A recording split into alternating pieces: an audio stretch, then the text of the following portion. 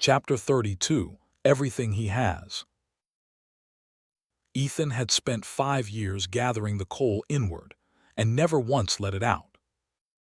Now he let it all out at once, and the letting out broke something open in him that calm practice never could. It did not flow gently. There was no time for gentle. He seized the cold fire at the center of his chest and forced it outward. Down the channel he had spent a year unable to forge, the deep true path the ether had always wanted, and the wall had always refused. And under the absolute pressure of the instant, with his father's life measured in a half-second and no other power left in the world, the wall did not hold. It shattered.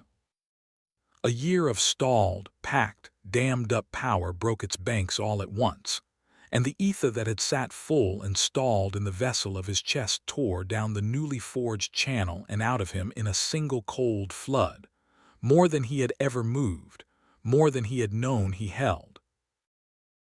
The pain of it was enormous, the raw scream of power forced through ground that had never been broken, every channel in his small body lit at once with cold fire, and Ethan did not care, did not even register it past the edges, because all of him was bent on the one thing, the half-second.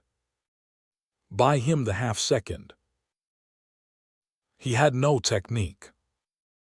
No one had ever taught him what to do with power loosed into the physical world. He was the first person on Earth in 28 years to try. So he did it the only way he knew anything, by will, by raw intent, by reaching out with the flood of cold fire toward the three things that mattered and pushing with everything he was. He pushed at the road, flung the ether down beneath the planing tires, under the truck, into the black sheet of water, and willed the tires to find the ground again, to grip, to bite, to give his father back the wheel for one instant. He felt the truck shudder as something caught, as the dead loose slide hitched, and the tires bit through the water for a fraction of a second they should not have had. He pushed at his father, flung a thread of the cold fire sideways into David, into the half-second of frozen too-late reaction, a jolt, a shock, a wordless now slammed straight through the man's nerves, and felt his father's foot find the brake and his father's arms haul the wheel a half-second sooner than a man could have, a half-second sooner than the first life had allowed, the exact half-second that was the whole margin of his life. And he pushed at the truck itself, threw the last of the flood into its sliding mass and willed it over, just a few feet, just out of the line of the swinging trailer, and the truck, tires biting, father braking, child's will shoving against 4,000 pounds of skidding steel, slewed sideways through the flooded curve along a path that the geometry of the 4 seconds had not allowed before and allowed now, by a margin of feet, by a margin of one bought half-second. The jackknifing rig swung huge across the road. And missed. It missed by so little that the wind of it rocked the truck. The trailer scythed through the space where David's cab had been a half-second before, the space where, in another life, it had not missed, and slammed past into the ditch and the tree line in a long shrieking tear of metal and spray. And David's truck spun the rest of the way around on the flooded road, tires finding asphalt at last, and came to a hard rocking stop facing back the way it had come, engine stalled, wipers still beating, both of them alive. Alive.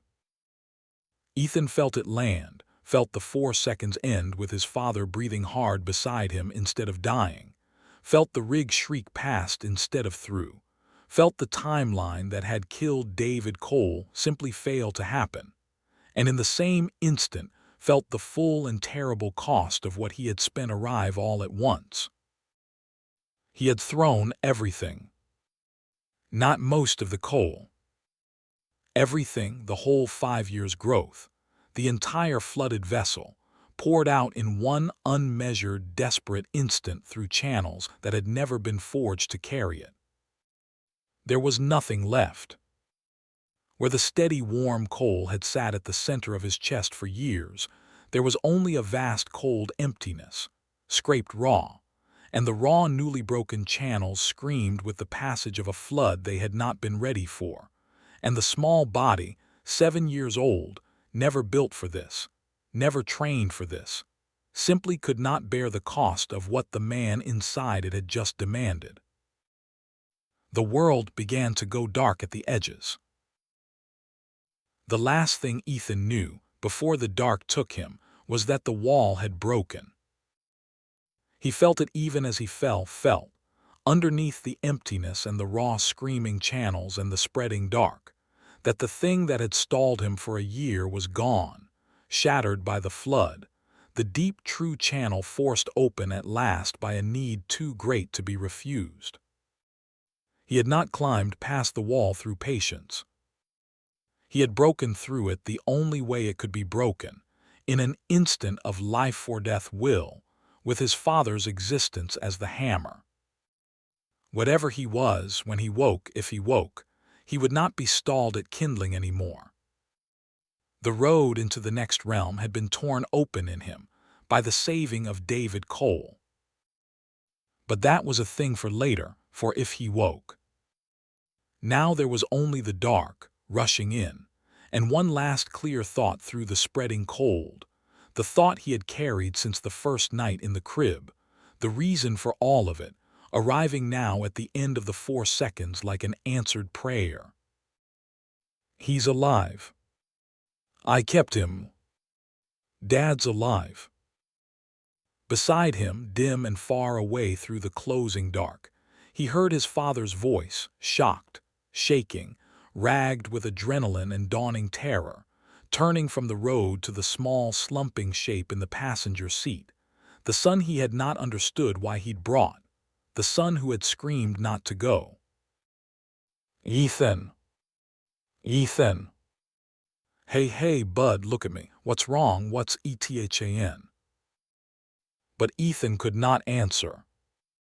Ethan had spent everything he had, every last thread of the cold fire he had grown across 5 lonely years, to buy his father the half-second the road had stolen the first time, and there was nothing left, not even enough to keep his eyes open.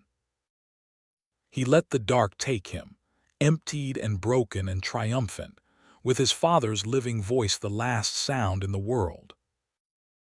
The timeline had broken. He had felt it break. And then he felt nothing at all.